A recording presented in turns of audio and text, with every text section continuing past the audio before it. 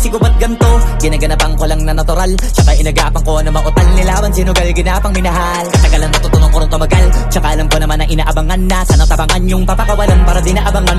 Kasong alabala pa naman ang alabang kinalakihan na galingan ng galingan, kaya nakasanayan ko makabuo na madiin. Di ko na malayo na malayo na malayo na palayo, narating matay ako na pailing. Mga naniwala di ko pwede biguin, di ko pwede pakitaan na bitin. Mga tingan na kalang busugin ko pa din kahit kabisado na kalitiin. Alam ko na may mata na nagbabantay kung paano ako sasablay, matyagang nag-aantay kung kailan ako tatamlay at lalaylay. Yung mga laway na makita ako na mahina, umay na manirang alay na manghila, kasi nga walang pinakitang hindi pa matay.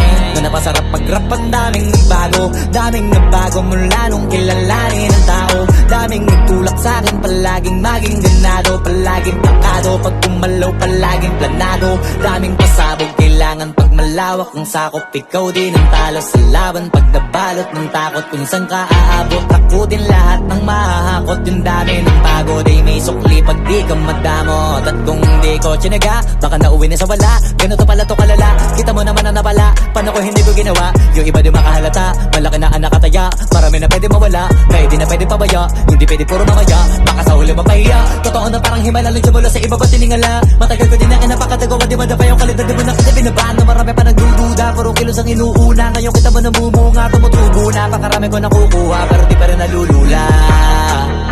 Tas sa ugali wala pa rin binago, tao pa rin pag umaharap sa tao. Pero pag usapang rap pa, iba ko literal na may bago kong naabangan sa tuwing may ilalabas na bago. Yan ang ginawang pambawi sa nakikinig palagi, para mas lalo sila ganahan. Di yung mga bago ko hanapin, yung iba naman nabababawan, pero di na para atupagin. Di kasi nila maunawaan, naimbulsa ko pinapalalim. Kahit pa paano naman naganap ako paunti-unti, gumalaw ng pino, hindi maitatanggi. Iba din na laking munti, pila may anting-anting. Sa galing himalayang kunting na naging kambing, sa dami ng hinahin na putahe, pwedeng akalaing malaking kantin. Yung iba nakahalata na sa pangalan at plaka, nagiging malalapit lalo pag babaliktad na binasa. Pag gumagawa, ginagawa, magagawa, maiba lang ang lasa. Para maipakita ko din na din ako gumagawa ng basta-basta. Ngayon lalo pang nananabik, kasi meron ang bumabalik. Gagawin ko pa rin ang gagawin. Ngayon saan pa kaya ko neto dadalhin? Subok na yung lagi niyong sinusubok nun. Yung mga nanubok, yung ilong umusok, tsaka kumulutong bong. Ito na ngayon yung mga sinabihin yung gonggong. Sa tuktok na kami tumutungtong, ito yung hindi niya matutunton. Tsaka randan nyo na rin pataas, kamay ng pataas. Kada labas, kahit hindi madalas, palakas pa rin ang palakas. Sa amin na itong palabas, mabanas kaya nang mabanas. Pagkausap ang Pinas, pasok kami dyan, hindi na mapapalabas.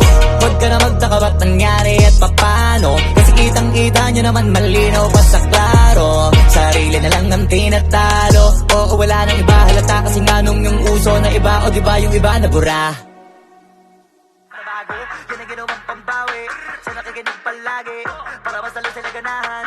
Di yung mga bago ko hanapin, yung iba naman nabababawan, pero di na para atupagin. Di kasi nila maunawaan, naimbulsa ko pinapalalim. Kahit pa paano naman naganap ako paunti-unti, gumalaw ng pino, hindi maitatanggi. Iba din na laking munti, pila may anting-anting. Sa galing himalayang kunting na naging kambing, sa dami ng hinahin na putahe, pwedeng akalaing malaking kantin. Yung iba nakahalata na sa pangalan at plaka, nagiging malalapit lalo pag babaliktad na